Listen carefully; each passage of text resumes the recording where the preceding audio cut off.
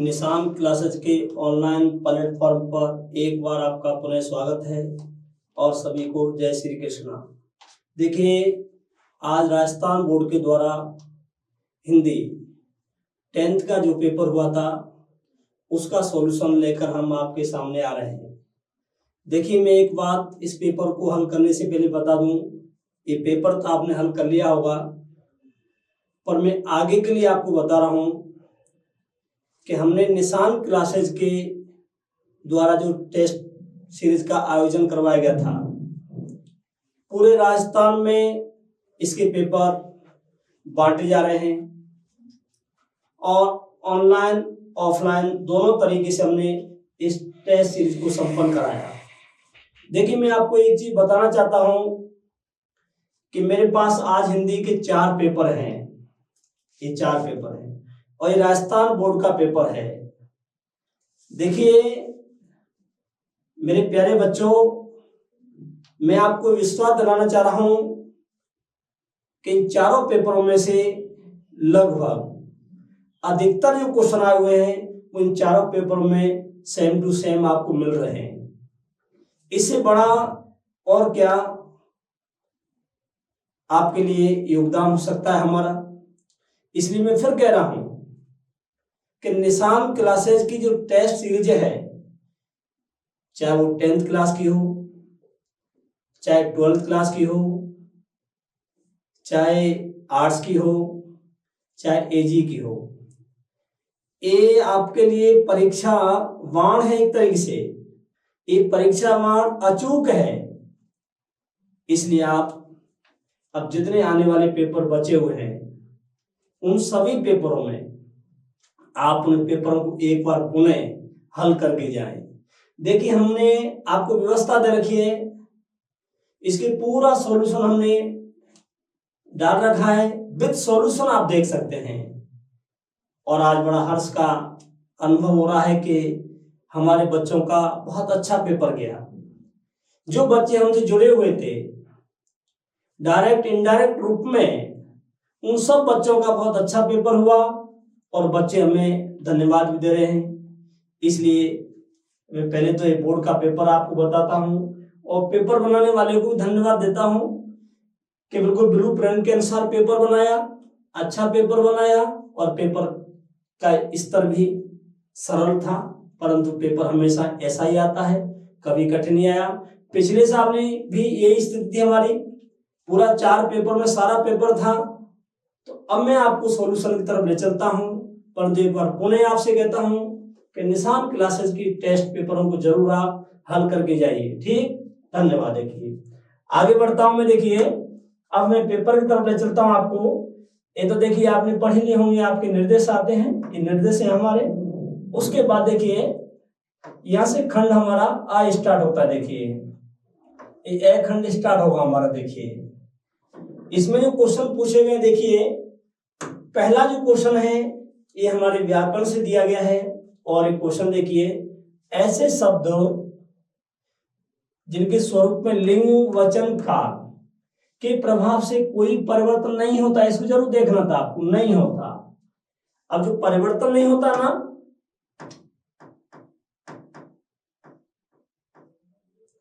अब परिवर्तन नहीं होता है तो देखिए उनको संज्ञा कहते हैं, नहीं विशेषण, नहीं क्रिया। ये हमारा जो आंसर होगा अव्यय होगा।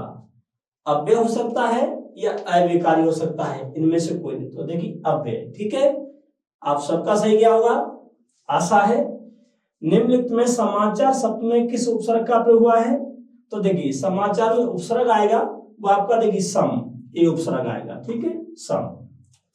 ठीक, उसके बाद देखिए मनु भंडारी का जन्म हुआ था। ठीक, तो देखिए मनु भंडारी का जन्म हुआ था अजमेर में नहीं, लखनऊ में नहीं, दिल्ली में नहीं, ये देखिए भानपुरा जगह है, भानपुरा। तो भानपुरा ऑप्शन सही है। अजमेर में तो आके रही थी वो, पर ऑप्शन क्या होगा हमारा, भानपुरा में। ठीक है, आगे बढ़ते देखिए तीसरे के बाद। देखिए आप, ये हमारा चौथा क्वेश्चन है। देखिए अकेले सफर का वक्त काटने के लिए नवाब साहब ने क्या खरीदे थे? तो आपको अच्छी तरह पता है नवाब साहब ने खीरे खरीदे थे। क्या खरीदे थे? खीरे खरीदे थे। लखनवी अंदाज वाला पाठ है, उससे लिया गया है। उसके बाद देखिए, नेताजी की मूर्ति किसकी बनी थी? किसकी बनी थी? एक क्वेश्चन हमने देखिए, ये वाला भी है और फर्स्ट वाला क्वेश्चन था। ये मैंने अपने पेपरों में दे रखा है। फर्स्ट वाला क्वेश्चन था, अब ये वाला वो भी मैंने पेपर में दे रखा है। एक क्वेश्चन भी दे रखा है, ऑब्जेक्टिव मिल रहा है। देखिए, तो इसमें लोहे की बनी, पीतल की, मिट्टी की, संगमरमर की बनी थी। किसकी बनी थी? संगमरमर की। ठीक, आगे बढ़ते हैं। गोपियों ने हाथ की लकड़ी किसे कहा है? एक क्वेश्चन में राजस्थान बोर्ड के पेपर में भी है, मेरे पेपर में भी है। किसकी बनी थी? तो गोपियों हाथ लकड़ी किसे कहा? कृष्ण को कहा है। किसको कहा है? श्री कृष्ण भगवान को कहा गया था। ठीक है, आगे बढ़ते देखिए। देखिए आप, ये देखिए आप, दंतृत मुस्कान की मोहकता कब बढ़ जाती है? जब बच्चा रोने लगता है नहीं, जब झोपड़ी में कमल खिल जाता नहीं, जब उसके साथ नजरों का पन जुड़ जाता है, तब उसकी मोहकता क्या हो जाती है? अत्यधिक बढ़ जाती है। जब त्रिज्याओं का बांकपन होता है नजरों का, तब। उसके बाद देखिए अगला क्वेश्चन, मुख गायक का स्वर कैसा है? पहला ही आंसर है हमारा, ये दे रखा है मैंने मॉडल पेपर में, अपने में पेपर में। कैसा होता है? गायक का पूछा है। मुख गायक चट्टान जैसा भारी स्वर है। ठीक है। बाबूजी आटे की गोलियां बनाकर कहाँ ले जाते थे? बोलाराम के खेलने के लिए, कबूतरों को, मछलियों को। तो आपको याद होगा, मछलियों को खिलाने के लिए कहाँ ले जाते थे? नदी में, मछलियों को खिलाने के लिए। ठीक, आगे बढ़ते देखिए। एक 10वां क्वेश्चन हमारा देखिए, चोट लगने भोलाराम के घावों पर मैया ने क्या लगाया था? घी, दवा, चावल का पान नहीं, पिसी हुई हल्दी लगाई थी। झटपट तुरंत हल्दी लगा दी थी। ठीक है। अगला को सानासन हाथ जोड़ी पाठ में भारत के किस राज्य की यात्रा है? ये देखिए, इसमें मैंने दे रखा है राजस्थान बोर्ड में। तो राज्य अपना कौन सा है? राज्य पूछा है, ध्यान रखना। ठीक है, तो ये अपना सिक्किम आ जाएगा। सिक्किम में गंगटोक उसकी राजधानी, उसका वर्णन किया गया है। अगेन हिरोशिमा पर कविता लिखी। अब कविता लिखी कब लिखी थी? जापान में हिरोशिमा नहीं, जब वो रेलगाड़ी में भारत लौट कर आ रहे थे, तो भारत लौट कर आते समय उन्होंने ये कविता लिखी। ये हमारे 12 देखिए ऑब्जेक्ट क्वेश्चन थे जो राजस्थान बोर्ड के अनुसार पूछे गए हैं। बिल्कुल सरल थे। सभी बच्चों का बहुत अच्छा पेपर गया होगा, ऐसी उम्मीद है। ठीक, देखिए अब हमारा रिक्त स्थान वाला देखिए पेपर आएगा आपका। रिक्त स्थान देखिए, यहां से देखिए आप, रिक्त स्थान तत्पुरुष समास के 10 भेद होते हैं। देखिए इसमें मैं आपको बता दूं, वैसे देखिए इसमें आपको 6 भेद मानेगा। कितने मानेगा? 6 मानेगा। ठीक है। वैसे यदि हम देखा जाए तो देखिए मुख्यतः जो समाचार के भेद में है, तो तत्पुरुष समास के 2 भेदों में बांटा गया है, जिसमें तत्पुरुष के भेद को कर्मधार है और द्विगु माना गया है। पर ये देखिए थोड़ा सा बड़े स्तर पर है, यहाँ तो आपको क्लियर नहीं करा। कारक चिन्हों के आधार पे तो तत्पुरुष समास के 6 प्रकार है। कारक चिन्हों के आधार पर कर्म तत्पुरुष, करण है, संप्रदान है, अपादान है, अधिकरण है, संबंध है। 6। अब गणेश में संधि है, तो संधि पूछा है, तो इसमें गुण संधि है। गणधन ईश, ये हमने बच्चों को लिखा रखा है, आराम से आ जाएगा। गणधन ईश है ना, और संधि क्या आ जाएगी हमारी? ये संधि हमारी गुण संधि। कौन सी हो जाएगी? गुण संधि। ठीक, ऐसे शब्द जो संज्ञा सर्वनाम की विशेषता बताते हैं। अब विशेषता बताने वाले शब्दों को क्या कहते हैं हम लोग? विशेषण कहते हैं। क्या कहते हैं? विशेषण कहते हैं। तो यहाँ क्या आ जाएगा आपका? विशेषण आ जाएगा। ठीक है। पुरुषवाचक सर्वनाम, अब पुरुषवाचक सर्वनाम के 3 हैं, उत्तम पुरुष, मध्यम पुरुष, अन्य पुरुष। ठीक है, 3 है। जिस शब्द से किसी कार्य के होने या करने का बोध होता है, तो वे शब्द क्या कहलाते हैं आपके? क्रिया कहलाते हैं। क्या कहलाते हैं? क्रिया। ठीक है। ये सारे देखिए बहुत अच्छे क्वेश्चन थे, बहुत ही सरल क्वेश्चन बनाए राजस्थान बोर्ड के अनुसार, जो आपने अच्छी तरह कर लिया होगा। हालांकि ऐसा नहीं कि इसी साल ऐसे आए हैं, पिछले साल भी से पहले भी ऐसे आ चुका है। पिछले की परिभाषा 2 बार आ चुकी है। ऐसे ही कई बार समास के भेद पूछ लेता है, कभी संधि का भेद पूछ लेता है, पूछता रहता है। ठीक है, कोई दिक्कत नहीं है। मैं तो आपसे एक ही कह रहा हूँ कि निशान क्लासेस के पेपर जरूर देख कर जाए आप लोग, चाहे 10th में हो चाहे 12th में हो। अब देखिए हमारा अनसीन कैसे आता है, गद्यांश देखिए।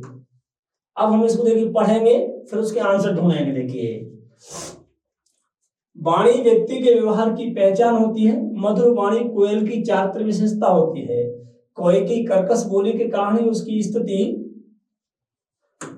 उसकी स्थिति निम्न होती है। मीठी वाणी सभी को प्रिय होती है कि सच्ची कहे ऐसी वाणी बोलिए मन का आपा खोए, औरों को शीतल करे आप ही शीतल हो।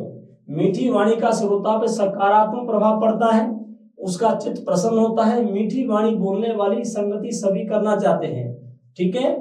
मधुर वाणी शत्रु भी मित्र हो जाते हैं, ठीक है, विशेषता है वाणी की। ठीक इसकी विपरीत कटुवचन मन पर बुरा प्रभाव पड़ता है, श्रोता का मन खिन्न हो जाता है। कटुभाषी जीवन व्यापार में क्या आती है, कठिनाइयों का सामना करना पड़ता है। मीठी वाणी में संबंधों में घनिष्ठता आती है। कटुवाणी बोलने से कोई भी पत्रता नहीं करना चाहता।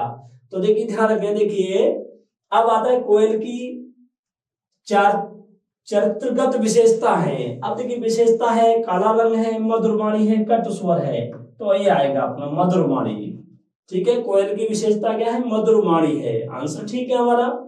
कटुभाषी को जीवन में किसका सामना करना पड़ता है, तो ये कठिनाइयों का सामना। देखिए लिखा हुआ है कटुभाषी को जीवन व्यापन में कठिनाइयों का सामना, तो क्या आंसर आएगा हमारा, कठिनाइयों का सामना करना पड़ता है, ठीक है। आगे बढ़ते देखिए, आगे बढ़ेंगे। मीठी वाणी का श्रोता पर कैसा प्रभाव पड़ता है, सकारात्मक प्रभाव पड़ता है। देखिए अब इसमें क्या है कि हमें देखना पड़ेगा बार बार जाके सकारात्मक। तो मेरे पास पेपर है, देखिए मैं इसमें आपको बताता हूँ। देखिए सकारात्मक प्रभाव पड़ता है, ठीक है। उसके बाद ऊपर गद्यांश का उच्च शीर्षक, इसमें कोई दिक्कत नहीं है। ये उच्च शीर्षक क्या हो जाएगा, मधुर वाणी, क्या हो जाएगा, मधुर वाणी। मधुर वाणी इसका शीर्षक हो जाएगा, ठीक है, मधुर वाणी हो जाएगा। उसके बाद है मीठी वाणी का संबंधों पर क्या प्रभाव पड़ता है, तो देखिए मीठी वाणी पर संबंधों का, देखिए ये लिखा हुआ है, ये लिखा हुआ है, ये आपको आना है, ये आंसर आएगा। देखिए ये आएगा इसमें मीठी वाणी, देखिए है मीठी वाणी संबंधों में घनिष्ठता आती है, क्या आती है, घनिष्ठता, तो ये आंसर होगा इसमें। और जो अगला क्वेश्चन हमारा देखिए वो कौन सा हमारा, देखिए ये है, एक और बच रहा हमारा, व्यक्ति के व्यवहार की पहचान किससे होती है, तो देखिए इसका आंसर आपके सामने फर्स्ट लाइन में है, देखिए है वाणी व्यक्ति के व्यवहार की पहचान होती है, ये आंसर हमारा, ठीक है। तो हमारा अपठित गद्यांश था। अब अनसीन पैसेज है, बहुत सरल दिया है, अच्छे क्वेश्चन बना है उसके आधार पे, ठीक है। आगे देखिए अगला हमारा जो क्वेश्चन है वो भी अनसीन पैसेज का रहेगा, पद का अंश रहेगा। देखिए पद्यांश, देखिए नीलांबर प्रधान हर्त पट पर सुंदर है। देखिए ये मैथिलीशरण गुप्त की साहित्य कविता है और मातृभूमि की सुंदरता, सौंदर्य का वर्णन किया गया है। सूर्य चंद्र युग मुकुट मेखला रत्नाकार है, नदियां प्रेम प्रभा फूल तारे मंडन है, बंदीजन खगव्रम शेष पन सिंहासन है, करते अभिषेक पयोध है बलिहारी बेश की, हे मातृभूमि तू सत्य है सगुण मूर्ति सर्वेश की। अब देखिए यहाँ क्वेश्चन आया है आपका, कवि ने सर्वेश की सगुण मूर्ति किसे कहा है, तो यहाँ आंसर आपका आएगा, देखिए किसे कहा है, मातृभूमि को कहा है, ढूंढना नहीं पड़ा आपको। मातृभूमि का प्रधान क्या है, नीलांबर प्रधान, प्रधान माने वस्त्र होता है, तो नीलांबर, देखिए नीलांबर आ गया। नदियां किसका प्रतीक है, देखिए है नदियां प्रेम प्रभा, तो बंदीजन प्रेम की प्रतीक है नदियां, ठीक है। और आगे बढ़ते देखिए उसके ऊपर गद्यांश का उचित शीर्षक आप पता है मातृभूमि की विशेषता या मातृभूमि का सौंदर्य हो जाएगा, ठीक है। कवि ने युग मुकुट किसे कहा है, तो आपको पता है, देखिए कवि ने सूर्य चंद्र युग मुकुट, तो किसे कहा है, सूर्य चंद्र को कहा है, किसको कहा है, सूर्य चंद्र युग मुकुट है, इसको कहा गया है। अगला लास्ट क्वेश्चन क्या हमारा, देखिए इस सुंदर वेश का अभिषेक कौन करता है, देखिए आपका ये आंसर हमारा, करते अभिषेक पयोद, पयोद मान क्या था, बादल, बादल क्या करते हैं, इस मातृभूमि का अभिषेक करते हैं। तो ये हमारे अनसीन पैसेज के देखिए 2 क्वेश्चन थे हमारे, ठीक है। इसमें आपका देखिए तीसरा और चौथा क्वेश्चन अनसीन से आता है। अब देखिए हम आगे बढ़ते हैं और आप पठित की तरफ चलते, देखिए इसमें देखिए पठित पैसेज आता है, देखिए बहुत अच्छा क्वेश्चन दिया है, देखिए और ये अपने बिस्मिल्लाह खां वाले पाठ से लिया गया है, नौबत खान इबादत वाले पाठ से। देखिए वैदिक इतिहास में शहनाई का उल्लेख नहीं मिलता, ठीक है। इसे संगीत शास्त्र का सुशील वाद्यों में गिना जाता है। अरब देश में फूंक कर बजाए जाने वाद जिनमें नाड़ी नरकट या रीढ़ होती है को नय बोलते हैं, उसमें नय बोलते हैं। शहनाई को क्या बोलते हैं? सहाने बोलते हैं। सुशील वाद्यों में किसकी उपाधि मिली है? सहा की उपाधि। 16वीं शताब्दी तानसेन के द्वारा रचित बंदिश जो संगीत राग कल्पद्रुम से प्राप्त होती है, में शहनाई, मुरली, बंसी, सरंगी, मोरचंग आदि का वर्णन है। अब क्वेश्चन क्या पूछे देखिए, ने किसे बोलते? देखिए तो देखिए इसमें है जिसमें नाड़ी नरकट या रीढ़ होती है, देखिए उसे क्या बोलते हैं? नय बोलते हैं। अरब देश में फूंक कर बजाए जाने वाले बाद में नाड़ी या नरकट होती है उसे क्या बोलते हैं? नय। तो ये आंसर आएगा आपको क्या बोला? ठीक है, यहां तक आंसर होगा ये। अगला है शहनाई को किसकी उपाधि दी गई है? तो देखिए आपके सामने ये आंसर है, किसकी उपाधि है? सहा। किसकी उपाधि दी गई? सहा की उपाधि दी गई है शहनाई को, शाह की उपाधि। ठीक है, किसकी दी है? शाह की। ध्यान रखना। तानसेन द्वारा बंदिश में किन किन वाद्यों का वर्णन है? वाद्य यंत्र देखिए, शहनाई, मुरली, बंसी, सरंगी, मोरचंग, इनका वर्णन किया गया है। तो बिल्कुल क्लियर एकदम। आगे बढ़ते देखिए, अगला देखिए, ये मनु भंडारी वाले पाठ से लिया गया है। ठीक है, ये भी अच्छा क्वेश्चन है। देखिए, एक बार कॉलेज प्रिंसिपल का पत्र आया, पिताजी आकर मिले और बताएं कि मेरी गतिविधियों के कारण मेरे खिलाफ अनुशासनात्मक कार्रवाई क्यों न की जाए। पत्र पढ़ते ही पिताजी आग बबूला हो गए, ये लड़की मुझे कहीं मुंह दिखा लायक नहीं रखेगी, पता नहीं क्या क्या सुनना पड़ेगा। 4 बच्चे पहले भी पढ़े, किसी ने दिन नहीं दिखाया, गुस्से से भंगाते हुए गए थे, लौट कर क्या कहर गुस्सा बरपा होगा इसका अनुमान था। सो मैं पड़ोस की एक मित्र के यहाँ जाकर बैठ गई, माँ को कह दिया कि लौटकर बहुत कुछ गुबार गुस्सा निकल जाए तब बुलाना। अब देखिए आप, 3 क्वेश्चन है इसमें, एक एक नंबर के। प्रिंसिपल ने पत्र में क्या लिखा था? ऊपर लाइन में है, पत्र आया जिसे पिताजी आकर मिले, गतिविधियों कारण मेरे खिलाफ सख्त कार्रवाई क्यों ना की जाए, ये था। ठीक है, पिताजी क्रोध से बचने के लिए एका ने क्या किया? ये लिखा देखिए, पड़ोस की एक मित्र के यहाँ जाकर छुप गई, बैठ गई कि पिताजी अब घर पे आ जाए ना तो उनका गुस्सा निकल जाए तब बुलाना। लेकिन माँ से क्या कहा? एक कह दिया, देखिए माँ को कह दिया कि लौटकर बहुत कुछ गुबार निकल जाए तब बुलाना। हो गया क्लियर? तीनों क्वेश्चन देखिए। अगला देखिए, अब हमारा देखिए पठते भी पद्यांश का है। ये हमारा पहले पार्ट से है, सॉरी दूसरा पार्ट है अपना, राम लक्ष्मण परशुराम संवाद है, उसे लिया गया है। सुने राम जी शिव धन तोरा, ठीक, सहस्र बाहु समसो रिप मोरा। क्या कहा कि जिसने भी शिव जी का धनुष तोड़ा है वो सहस्र बाहु के समान मेरा शत्रु है। सो बिलगाय बिहाय समाजा, अरे जिसने भी शिव जी का धनुष तोड़ा है वो राजसभा को छोड़ के अलग हट जा, ना तो मारे जाए सब राजा, नहीं तो मेरे हाथों सार राजा को वध कर दिया जाएगा। ऐसे वचनों को सुन के लक्ष्मण मुस्कुराने लगे और परशुराम का अपमान करने लगे। कहते हैं ये धनु पर बहुत धनु तोड़ी लड़काई, कि हमने बचपन में बहुत सारे धनुष तोड़े, कौन ऐसे गुस्सा की तुमने। शॉर्ट में बता रहा मैं आपको, यह धन पर ममता के हेतु, अरे इस धनुष पर तुम्हारी इतनी ममता क्यों है। इस प्रकार के वचनों को सुन के ऋषि परशुराम बोलते, देखिए शिव धनुष किसने तोड़ा? बहुत सरल क्वेश्चन है, राम ने। किसने तोड़ा?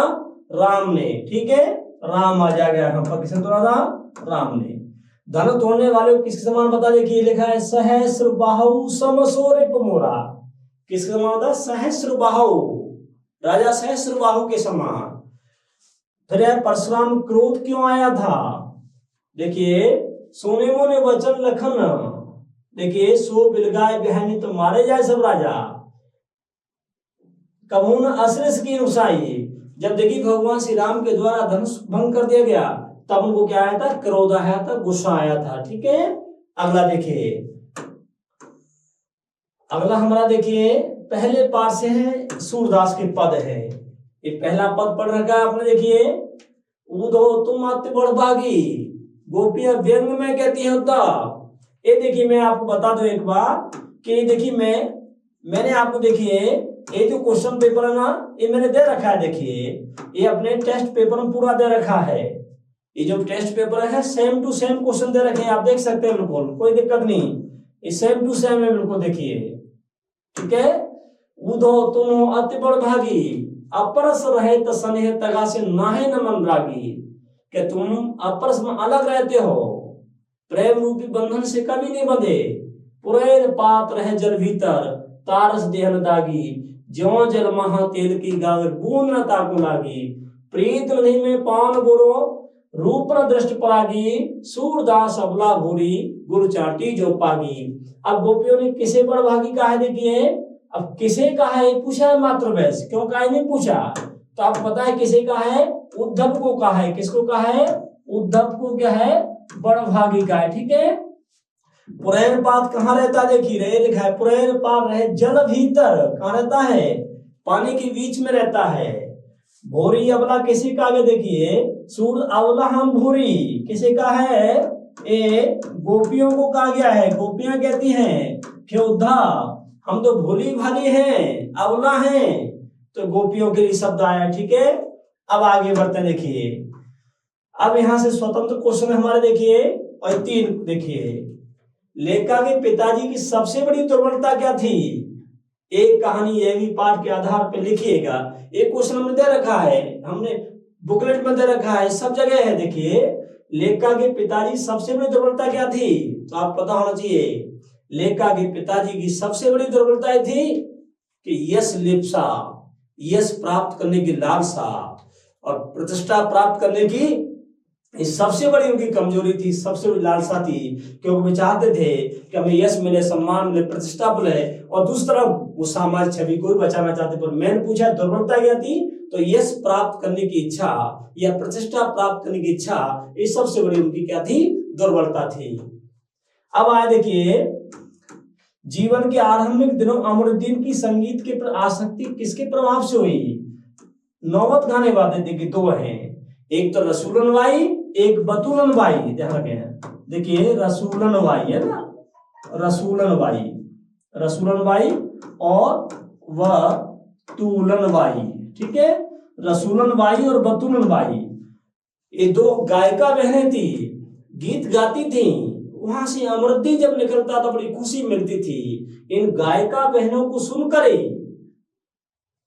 अमरुद्दीन को, बिस्मिल्लाह खां को संगीत के प्रति क्या हुआ, आकर्षण हुआ। ऐसा बिस्मिल्लाह खां ने अपने इंटरव्यू में बताया है कि जो प्रारंभिक शिक्षा थी, संगीत की प्रारंभिक प्रेरणा थी, ये मुझे 2 गायिका बहन थी, रसूलन बाई और बतूलन बाई। उनके संगीत को सुनकर के, उनके गीतों को सुनकर मुझे आसक्ति हुई थी गीत के प्रति। ठीक है, अगला क्वेश्चन देखिए, अच्छा क्वेश्चन था। देखिए एक क्वेश्चन हमारा, आग के आविष्कार में किसकी प्रेरणा रही होगी। तो आग के आविष्कार में जो प्रेरणा थी ना, तो कदाचित देखिए एक तो पेट की ज्वाला, भूख मिटाने के लिए, क्योंकि पहले आदि मानव था कच्चे अनाज कच्चे फल खाता था, तो उसको इस प्रकार से क्या है कि लगा वही कि कम से कम क्या है आग का आविष्कार हो जाएगा, तो फिर क्या है उबले हुए या भुने हुए सेके हुए क्या है अनाज खाएंगे। एक देखिए हम ये भी कहते हैं कि सर्दी गर्मी में क्या है थोड़ा सा आग की भी आवश्यकता पड़ती है, और ये भी है कि जंगली जो हिंसक जानवर रहा था उनसे बचाव के लिए भी। पर मेन है जो पेट की जो भूख थी ना, पेट की जो ज्वाला थी, वही मेन क्या इसका रीजन रहा था, मेन कारण रहा था। ठीक है, अगला क्वेश्चन देखिए हमारा है, उत्साह कविता में देखिए ये हमने देखिए राजस्थान बोर्ड के पेपर में भी है और हमारे पेपर में भी है। ये भी हमारे पेपर में उत्साह कविता में निराला ने बादल का चित्रण किस रूप में किया है। तो देखिए बादल का चित्रण क्या है, वो एक तरह से बताया गया है कि बादल के विभिन्न रूपों में देखा गया है। एक तो देखिए सृजनकारी रूप में देखा गया है, एक विध्वंसकारी रूप में देखा है, और एक बाल कल्पना किसी काले काले घुंघराले बालों की तरह उसी तुलना की है, और क्रांति का प्रतीक माना गया है। तो बादल को चित्रण किस रूप में क्या है कि बादल एक सृजनकारी भी है, सृजनकारी भी है और विध्वंसकारी भी है, और एक कवियों को नव जीवन देने वाले भी हैं। इन 2-3 रूपों में इसको संबंधित करके लिखना था, ये इसका आंसर है।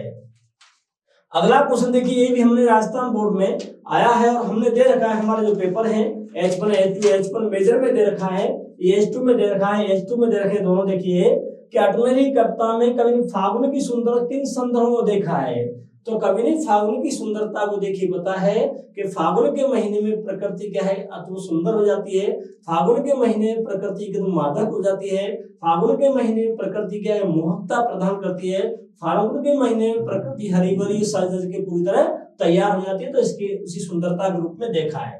ठीक है, अगला क्वेश्चन है, संगतकार कविता में कवि ने किसकी भूमिका का महत्व है, तो देखिए संगतकार कविता में कवि ने किसकी भूमिका है, तो पहले देखिए जो संगतकार है उसकी भूमिका है, संगतकार का अर्थ है जो सहयोगी कलाकार होते हैं उनकी भूमिका है। और ये बताया गया है कि कोई भी जब महान कलाकार बनता है, कोई भी महान व्यक्ति बनता है, तो उसको महान बनाने के पीछे उसके पीछे बहुत सारे लोग होते हैं जो क्या है एक सहयोगी के रूप में होते हैं, संगतकार के रूप में होते हैं, उन्हीं की क्या है भूमिका को बताया गया है कि किसी को महान बनाया जाता है, उसको सफलता के चरम शिखर पर पहुंचाने में कई लोगों का महत्वपूर्ण योगदान होता है, सहयोगी कलाकारों का, सहयोगी टीम का क्या है बहुत बड़ा महत्व होता है। ठीक है, तो संगतकार के महत्व को बताया गया है, कब तक किसकी भूमिका है महत्व बताया गया है, और उसमें यही है कि जो सहयोगी कलाकार होते हैं, टीम होती है, उसका महत्व बताया गया है। अब देखिए एक क्वेश्चन हमने राजस्थान बोर्ड में आया है, हमने दे रखा है और मैंने इसको ऑब्जेक्ट में दिया है, पर दिया ऐसे ही है, गैंगटॉक का असली नाम क्या है, इसका क्या अर्थ है। देखिए अब इसमें ज्यादा कुछ लिखना नहीं था, गैंगटॉक का असली नाम क्या है, गंगटॉक है, क्या है गंगटॉक है, असली नाम गंगटॉक आएगा, ये गंगटॉक क्या आएगा, गंगटॉक आएगा, असली नाम गंगटॉक है। ठीक है, और इसका अर्थ क्या होता है, इसका अर्थ पहाड़ होता है, और ये आंसर में लिखना था, दो ही शब्द है, गंगटॉक, गैंगटॉक का असली नाम गंगटॉक है और गंगटॉक का अर्थ क्या था, पहाड़ होता है, ये आंसर था। ठीक है, अब आता है भोलानाथ तो उसके साथी कौन कौन से खेल खेलते थे, तो भोलानाथ तो उसके साथी कौन कौन से खेल खेलते थे, आप पता है भोलानाथ तो उसके साथी क्या है अनेक प्रकार के ग्रामीण संस्कृति के खेल खेलते थे, जिसमें जैसे आप कोई दावत बनानी है, जौनार बैठनी है, पंगत बैठानी है, उसका भी खेल खेलते थे। उसके बाद में क्या है देखिए जैसे कोई बारात का जुलूस निकालना है तो उसका भी खेल खेलते थे।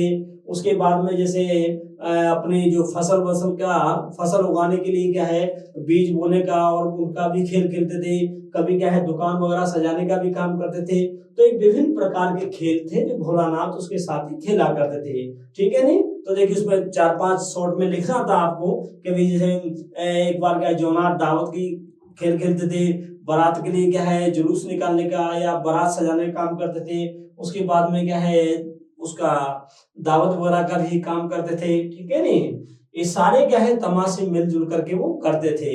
ठीक है, तो आपको ये लिखना था भोलानाथ क्या क्या खेल खेलते थे, 4-5 खेल है वो लिखना। अब आस्तीन का सांप होना मुहावरे का अर्थ है, और आस्तीन का सांप होना मुहावरे का अर्थ होता है विश्वासघात करना। ठीक है नहीं, और कोई भी कह सकता है रमेश तो आजकल आस्तीन का सांप हो गया है ना, तो कैसे भी प्रयोग कर सकते थे। तो आस्तीन का सांप होने का अर्थ है एक विश्वासघात करना, धोखा देना होता है। ठीक है, देखिए अब देखिए अगला क्वेश्चन हमारा, देखिए ये हमारे 3-3 नंबर के हैं और संक्षिप्त में पूछे। हालदार साहब भावुक हो, इतनी सी बात में आंखें भर आई।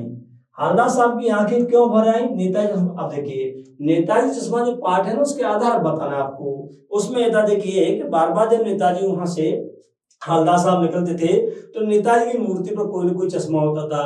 पर जब क्या है देखा तो एक बार क्या है कोई भी चश्मा नहीं था, पर फिर उसके बाद आया ना तो देखिए एकदम क्या हुआ परिवर्तन देखा गया कि नेताजी की आंखों पर एक सरकंडे का बना हुआ एक लकड़ी का बना हुआ क्या था चश्मा उनकी आंखों पे लगा हुआ था।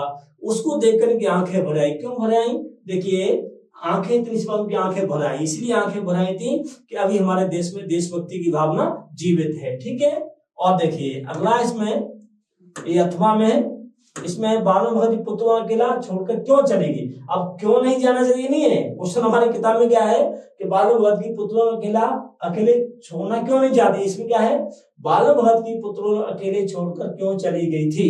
तो आपको पता है कि जब क्या है उनकी पति की मृत्यु हो जाती है तो बालगुण भगत क्या चाहते हैं कि भाई अपना जीवन यापन करे, उसकी दूसरी शादी के लिए भेज देते हैं, पर वो जाना नहीं चाहती है। पर बालगुण भगत ऐसे हठ प्रवृत्ति के थे और उन्होंने क्या कह दिया एकदम क्या है उसको ये दलित तर्क दिया कि भाई आप इस घर को छोड़ के चली जाओ, नहीं तो मैं चला जाऊंगा। इसलिए छोड़ के क्यों चलेगी कि जब भाई मैं यहाँ रहूंगी तो बालों भगत चले जाएंगे, इसलिए उसको अब यहाँ से जाना ही पड़ेगा। इसलिए जब उन्होंने कहा ना कि या तो तुम इस घर को छोड़ के चली जाओ, नहीं मैं चला जाऊंगा, तो इस कारण क्या है वो अपने घर को छोड़ के चली जाती है। और इसमें ये भी था भाई दूसरी शादी के लिए बोला गया था, तो वो कहानी हमारे पाठ में नहीं है, परंतु ये आंसर है कि वो क्यों चली गई थी, क्योंकि इसमें यही था कि उन्होंने कह दिया था कि आप दूसरी शादी कर लो और आपका जीवन क्या है अच्छा बनाओ, आप यहाँ छोड़ चले जाओ, यदि नहीं जाओगे तो मैं चला जाऊंगा, इसलिए क्या है वो घर छोड़ के चली जाती है। ठीक है, अगला क्वेश्चन देखिए, गोपियों ने उद्धव के योग साधो कड़वी कभी क्यों बताया? अब आपको पता होना चाहिए। और सीधा सा क्वेश्चन देखिए, और देखिए बता दूं मैं आपको, एक क्वेश्चन हमने दे रखा है, देखिए गोपियों ने योग कड़वी ककड़ी। अब कड़वी ककड़ी से तुलना इसलिए करी है कि जिस प्रकार से गोपियों ने उद्धव से कहा कि कड़वी ककड़ी खाना कोई पसंद नहीं करता, कड़वी ककड़ी हम नहीं खा सकते, क्योंकि हमने तो भगवान श्री कृष्ण के प्रेम रूपी जो मीठी ककड़ी है उसका स्वाद चख लिया है। अर्थात गोपियों ने कहा कि आपका जो योग संदेश है वो तो कड़वी ककड़ी के समान एकदम क्या है, खराब है, कड़वा है, नीरस है, और हम इसको पसंद करने वाले नहीं हैं, क्योंकि हमने तो भगवान श्री कृष्ण के प्रेम को प्राप्त कर लिया है। इसलिए उन्होंने कहा कि तुम्हारा जो योग संदेश है वो तो कड़वी ककड़ी के समान अरुचिकर है, इसको हम गोपियां पसंद करने वाली नहीं है, क्योंकि हम तो भगवान श्री कृष्ण के एक निष्ठ प्रेम में विश्वास करती हैं। एक क्वेश्चन हमने दे रखा है। देखिए इसके बाद में ये भी मैंने दे रखा है, फसल कविता के आधार पर थोड़ा चेंज जरूर है।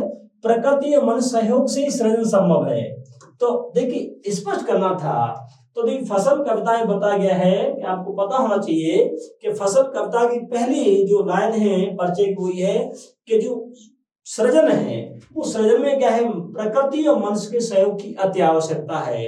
कहने का यदि प्रकृति चाहे कि फसल उग जाए तो नहीं उगेगी, यदि मनुष्य चाहे कि फसल उग जाए तो नहीं हो सकती। इसलिए सृजन के लिए दोनों की आवश्यकता है, क्योंकि मनुष्य का श्रम भी बहुत जरूरी है और प्राकृतिक तत्वों की आवश्यकता है, जिसमें हमें पानी भी चाहिए, हमें हवा भी चाहिए, प्रकाश भी चाहिए, मिट्टी के अंदर जो गुणवत्ता है वो भी बहुत अति आवश्यक होती है। इसलिए यहाँ बताया गया है कि फसल के लिए प्रकृति और मनुष्य दोनों की क्या है, आवश्यकता होती है। वैसे एक मैसेज भी है कि हम सबको मिलकर ही काम करेंगे तभी सफलता मिलेगी। उसी प्रकार से फसल कविता में है कि फसल क्या होती है, सब तत्वों का और मानव श्रम का योगदान है। तो प्रकृति और मनुष्य के सहयोग की अति आवश्यकता होती है, तभी निर्माण और सृजन संभव होता है। ठीक है, अगला क्वेश्चन देखिए, ये हमारा पिताजी के खाना खिला देने के बाद भी मैया भोलानाथ को थोड़ा और खिलाने की हट करती थी, क्यों? देखो माता का आंचल, देखो अब छोटा सा क्वेश्चन है, आंसर भी छोटा सा, पर हम बनाना क्या है, शब्द भी जोड़ रहे हैं, इसका ध्यान रखना पड़ता है। तो माता का आंचल जो पाठ था उसमें जब भोलानाथ को उसके पिताजी क्या है जब खाना खिलाते थे, तो देखिए वो थोड़े थोड़े और खिलाते थे, इससे लगता था, तो उसकी माँ कहती इससे बच्चा समझता है कि भाई मेरा पेट भर गया है। इसी कहती मैया का भोलानाथ तो थोड़ा और खिलाने हट करती, इसलिए करती कि पिताजी खाना खिलाने के बाद भी क्या अभी बच्चे का पेट नहीं भरा, तुम छोटे कोर देते, इसलिए माँ क्या करती है फिर बच्चे को बड़े बड़े कोर बना के खिलाती है, और तब क्या होता है कि माँ के हाथ से खाने से बच्चा का तृप्त होता है। इसलिए इसमें यही था कि मैया भोलानाथ को और खिलाने की हट करती है, क्योंकि जब खाओगे तभी तो क्या है दुनिया में ठोर पाओगे, इसलिए उन्होंने कहा है, इसमें आपको ध्यान रखना है। ठीक है, उसी से था ये। अगला देखिए इसमें अथवा में था, और ये अपना मैं क्यों लिखता हूं अज्ञे जी वाले पाठ से था, और इसमें था देखिए अनुभव से अनुभूति गहरी चीज है, ये देखिए हमने दे रखा है अपने पेपरों में। ठीक है, देखिए मैं क्यों लिखता हूं पाठ के आधार पर लेखक के अनुसार उनके लेखन में क्या अधिक मदद करता है। तो देखिए अनुभव से अनुभूति गहरी चीज है, मैं क्यों लिखता हूं पाठ के आधार बताइए कि लेखक के अनुसार उनके लेखन में क्या अधिक मदद करता है। तो देखिए अनुभूति, देखो अनुभव भी बहुत जरूरी है, पर अनुभूति ज्यादा महत्वपूर्ण होती है, क्योंकि आपको पता होना चाहिए जब तक व्यक्ति के मन में अनुभूति नहीं आएगी, उसको आत्मसात नहीं करेगा, तब तक लिखना उसके लिए मुश्किल होता है, असंभव होता है।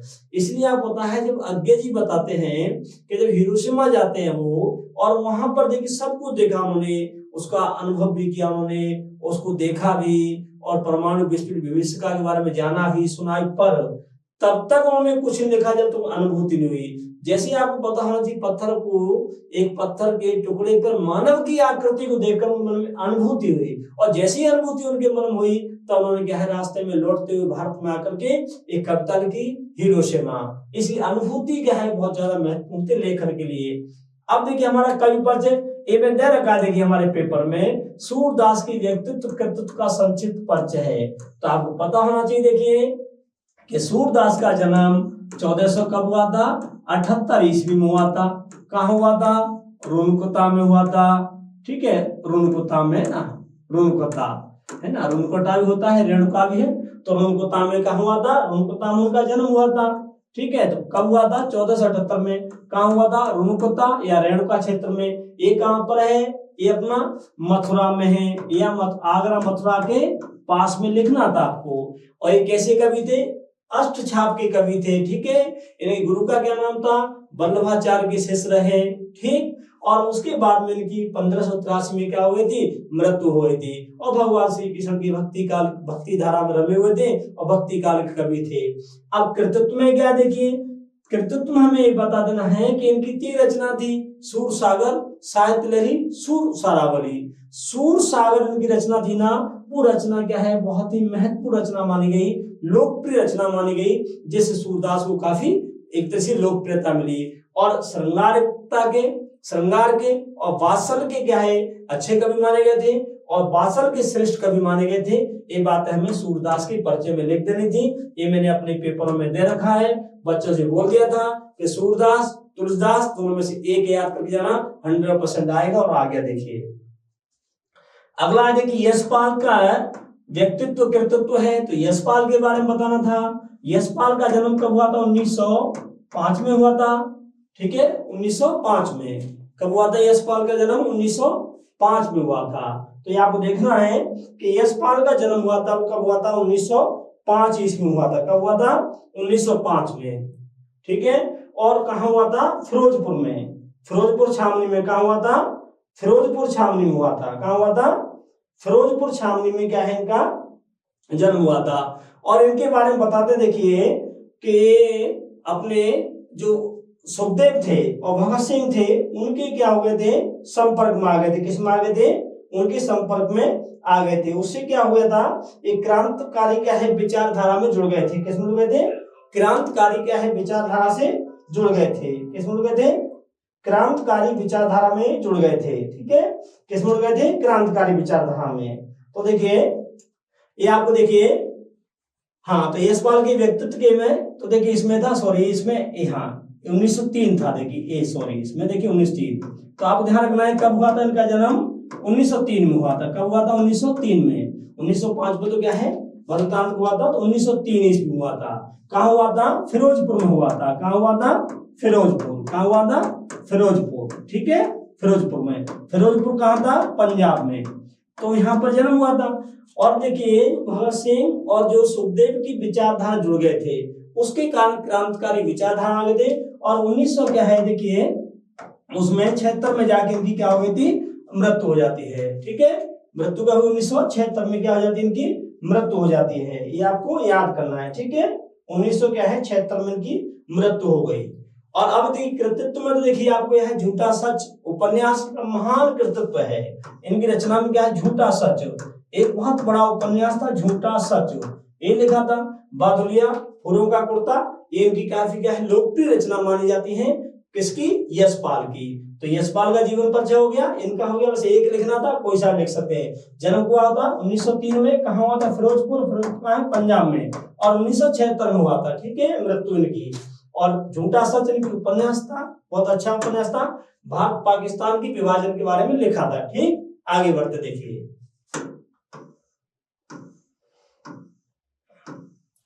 अब देखिए निबंध है, अभी तो आपको स्वयं लिखना होता है, फिर भी बता दूं मैं आपको। ये मैंने देखिए दे रखा है, ध्यान रखना। इसमें 2 निबंध दे रखे हैं, देखिए तो आतंकवाद दे रखा है H2 में, और मेक इन इंडिया, आत्मनिर्भर भारत, ये मैंने दे रखा है। वैसे इसमें विद्यार्थी अनुशासन भी है, पर आतंकवाद देखिए पहले एक अंतरराष्ट्रीय समस्या है। प्रस्तावना लिखनी थी, आतंकवाद संभावित कारण, उद्देश्य, आतंकवाद नियंत्रित करने के उपाय, उपसंहार। तो देखो ये तो आपको अपनी तरफ से लिखना था। सबसे पहले हम बता देते हैं कि टॉपिक लिखते हैं निबंध का, उसके बाद में रूपरेखा के बिंदु लिखे होंगे, फिर प्रस्तावना में आप किसी कवि की पंक्तियां भी लिख सकते हैं, किसी कवि का कथन लिख सकते हैं, और आप संक्षिप्त में प्रस्तावना, आतंकवाद के कारण बता देंगे। कारण आप जानते हैं, अशिक्षा भी है, बेरोजगार भी है, धार्मिक कट्टरता भी है, बहुत सारी क्या है, एक अंतरराष्ट्रीय स्तर पर भी क्या है। और आतंकवाद का उद्देश्य तो क्या है, आतंकवाद का खराब उद्देश्य है, मानवता को कलंकित करना होता है। और उपसंहार हम निष्कर्ष बताते हैं, और हम बता देना चाहिए कि हमें क्या करना चाहिए, हमें इस पे कठोर से कठोर क्या है कार्रवाई करनी चाहिए। तो ऐसी बातें आपको इसमें लिखनी थी। अब इसमें देखिए आप लिख के आए हैं सब लोग, ऐसी मेक इंडिया पे है, विद्यार्थी अनुशासन किसी पे लिख सकते हैं, रिपीट किया है, पिछले साल भी था, इस साल भी था, ठीक है। उसके बाद देखिए ये आपका पत्र है, देखिए इसमें मैंने दिया रखा है बधाई पत्र। देखिए तो मैंने नहीं दिया क्यों, बहुत छोटा पूछा है, शुल्क मुक्ति का पूछा है, फीस में आपका सब लोग लिखना जानते हैं, पता है, इसलिए मैंने नहीं पूछा। पर ऊपर वाला है इसमें वाद विवाद प्रथम स्थान प्राप्त करने छोटी बहन को एक बधाई पत्र, सब इतना सा थोड़ा चेंज हो गया। मैंने तक क्रीड़ा प्रतियोगिता में जीत, अब एक ही बात है, चाहे वाद विवाद प्रतियोगिता में जीते, चाहे खेल प्रतियोगिता में जीते, पर जीत गया है। और उसमें बहन को मैंने दिया था भाई को पत्र लिखिए, तो ये आपको लिखना था। इसमें कोई सा भी नहीं, वैसे अधिकतर बच्चों नहीं लिखा हुआ, इसमें लिखने में कोई दिक्कत नहीं, कोई सा लिख सकते हैं, ठीक है। आप बता दें कि इसको लिखेंगे तो इसमें एक तरह से अपना स्थान देने से परीक्षा बोल आ जाएगा, दिनांक आ जाएगा, उसके बाद में फिर यहाँ आपका उसका प्रिय अनुजाया बहन आ जाएगा, उसके बाद में उसको शुभाशीष दे देंगे, फिर आप इसके बारे में विवरण कर देंगे, नीचे धन्यवाद ऐसे इसमें लिखेंगे। तो नाम में श्रीमान प्रधानाचार्य राज्य के उच्च माध्यमिक विद्यालय राजगढ़, विषय शुल्क मुक्ति हेतु प्रार्थना पत्र, मान्यवर या महोदय उपयुक्त विषय निवेदन है कि मैं कक्षा 10वीं की छात्र हूँ, हम 4 भाई बहन हैं, हमारे पिताजी की आर्थिक स्थिति अच्छी नहीं है, इसलिए विद्यालय का फीस जमा कराने में, शुल्क जमा कराने में अत्यंत समस्याओं का सामना करना पड़ रहा है।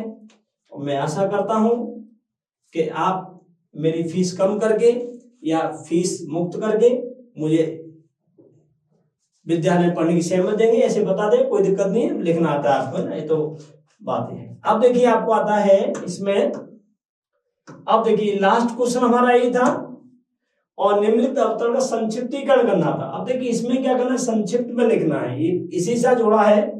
तो अब देखिए इसका कोई सटीक आंसर तो हम लिख सकते हैं, पर आपको देखिए बताना क्या है इसमें, ये मैं बता रहा हूं। देखिए वास्तव में हृदय वही है जो कोमल भावों स्वदेश प्रेम ओतप्रोत हो। प्रत्येक देशवासी को अपने वतन से प्रेम होता है, चाहे उसका देश सूखा गर्म दलदल से युक्त हो। देश प्रेम के लिए किसी आकर्षण की आवश्यकता नहीं होती, बल्कि वह तो अपनी भूमि के प्रति मनुष्य मात्र की सौभाग्य ममता है। मानव ही नहीं पशु पक्षियों तक को अपना देश प्यारा होता है। संध्या समय पक्षी अपनी नीड की ओर उड़ते हैं। देश प्रेम का अंकुर सभी में विद्यमान है। कुछ लोग समझते हैं कि मातृभूमि के नारे लगाने से देश प्रेम व्यक्त होता है। दिन भर त्याग बलिदान वीरता की कथा सुनाते थकते नहीं, लेकिन परीक्षा घड़ी आने पर भाग खड़े होते हैं। ऐसे लोग स्वार्थ त्याग कर जान जोखिम में डालकर देश की सेवा क्या करेंगे? आज ऐसे लोगों की आवश्यकता नहीं है। तो देखिए इसमें हमें वास्तव में हृदय वही जो कोमल और देश प्रेम ओतप्रोत हो। पहला नहीं है कि हमारा हृदय देश प्रेम की भावना से ओतप्रोत होना चाहिए, और देश प्रेम की भावना का हमें दिखावा नहीं करना चाहिए, सच्चा देश प्रेम व्यक्त करना चाहिए। आज क्या है, देशभक्त बनने का लोग क्या दिखावा कर रहे हैं, ठीक है। ऐसे अपन संक्षिप्त में करना था, थोड़ा तो ले ले सब में। और देखिए मैन आपका देखिए है पराधीन सपने सुख नाई, ये लिखा हुआ अधिकतर बच्चों ने पल्लवों में 4 नंबर मिलने की संभावना है। पराधीन सपने सुख नाई, इसका अर्थ है पराधीन रहने पर, मतलब दूसरे के अधीन रहने पर सुख की बिल्कुल भी कल्पना नहीं कर सकते। इसलिए व्यक्ति को क्या है, स्वतंत्र रहना चाहिए और स्वतंत्र रह करके अपने जीवन जीना चाहिए, क्योंकि स्वतंत्रता में ही हमारे जीवन का क्या है, सकारात्मक सृजना होता है। नहीं तो पराधीन रहने पर जीवन क्या है, एकदम क्या है, कमजोर हो जाता है। चाहे हमें किसी प्रकार की, चाहे कानूनी पराधीनता हो, चाहे किसी प्रकार की पराधीनता हो, पर पराधीन व्यक्ति तो हमेशा पराधीन ही रहता है और वह कभी सुखी नहीं रह सकता। इसलिए यदि हम और आगे जरूरत बताया आपको कि जब अंग्रेजों का राज था तो सब कुछ ठीक चल रहा था, कोई दिक्कत नहीं थी, पर एक ही सबसे बड़ी समस्या थी, हम पराधीन थे। और पराधीन होने के कारण हमारे देश में क्या है, जो स्वाभिमानी सम्मानी लोग थे उनके लिए रहना बहुत मुश्किल हो रहा था। इसलिए हमें स्वाभिमान सम्मान के साथ रहने के लिए क्या है, पराधीन, हमें किसी गुलामी को स्वीकार नहीं करना चाहिए, क्योंकि उसमें सुख की कल्पना बिल्कुल भी नहीं हो सकती है। तो देखिए, मैं आशा करता हूं कि आज का आपको जो लेक्चर है वो काफी पसंद आया होगा और आप सारे बच्चे क्या है देखेंगे तो आपको सॉल्यूशन आपको मैंने सटीक बताया है, ठीक है नहीं। बाकी लिखित वाले क्वेश्चन तो आप विस्तार से लिख के आते हैं, तो सबका मैंने सॉल्यूशन बता दिया है। फिर देखिए, एक बार मैं आपसे कहता हूं कि निशान क्लासेज की जो टेस्ट सीरीज है वो एग्जाम बाण है, परीक्षा बाण है, इसको आप बिल्कुल नहीं भूलें। चाहे 10th में हो, चाहे 12th में हो, अभी भी बचे हुए क्वेश्चन है उन सबको जरूर क्या है पढ़कर जाएं। आने वाले समय में जो पेपर आएंगे वो भी निशान क्लासेज के टेस्ट सीरीज पर आधारित होंगे, उससे आप अपने रिजल्ट को सुधार सकते हैं। रिजल्ट सुधारने के लिए अभी आपके पास जो बचे हुए पेपर हैं और बचे हुए जो सब्जेक्ट हैं उनकी आप क्या है तैयारी करके जाए। और मैं एक बार फिर आपको पुनः बताता हूं, लेकिन निशान क्लासेज के द्वारा जो ऑफलाइन ऑनलाइन जो बैच हैं वो बैच भी स्टार्ट कर दिए जाएंगे। अभी देखिए, न्यू एडमिशन के लिए हमने क्या है ओपन कर दिया है और मार्च में क्या है बैच स्टार्ट होंगे। इसी जो भी बच्चे क्या है ऑफलाइन ऑनलाइन क्या है निशान क्लासेज में पढ़ना चाहें वो जरूर क्या है निशान क्लासेज में कोटा में आके विजिट करें। एक बार जरूर निशान क्लासेज में मिलें आप लोग, क्योंकि हमारे यहाँ बहुत ही अच्छे तरीके से सरल तरीके से क्या है बहुत अच्छा बच्चों को पढ़ाया जाता है, अनुशासन के साथ पढ़ाया जाता है और पूरे सिस्टम के साथ क्या है आपको पढ़ाई कराती है। और बिल्कुल परीक्षा तक हम किसी बच्चे को छोड़ते नहीं है, वो बच्चा हमसे जुड़ा रहता है और हम उसकी तैयारी के लिए हमेशा हम तैयार रहते हैं। तो मैं फिर आपसे कह रहा हूं कि हमने एडमिशन ओपन कर दिए गए हैं नए सत्र के लिए, आर्ट्स में, साइंस में, एजी में, 10th में और 8th क्लास 9th क्लास के लिए क्या है ओपन है एडमिशन। आप जरूर क्या एडमिशन लें, अपनी पढ़ाई को सुनिश्चित करें और सफलता सुनिश्चित करें, सफलता तक पहुंचे। निशान क्लासेज आपका है, आपका ही रहेगा और हमेशा आपके साथ सहयोग इसी प्रकार से करता रहेगा और आपका भी भरोसा हमारे प्रति इसी प्रकार से बना रहे। मैं आपको फिर कह रहा हूं, पिछले साल हमने पूरे राजस्थान में और पूरे हाड़ौती में क्या है हमने पेपर बंटवाए थे, उसका परिणाम भी बहुत अच्छा आया। इस साल भी हम देखिए पूरे राजस्थान में और हाड़ौती में बंटवा रहे हैं, इसका ही बच्चों का रेस्पॉन्स बहुत अच्छा आ रहा है। तो सभी बच्चे क्या है जरूर जुड़े और 11वीं 12वीं क्लास में जो बच्चे क्या है आ रहे हैं 10th क्लास से पढ़ करके वो जरूर क्या है निशान क्लास में आकर के एडमिशन लें और अपने भविष्य को एक तरीके से सुधारें और अपने सफलता को प्राप्त करें। निशान क्लासेज आपके साथ है।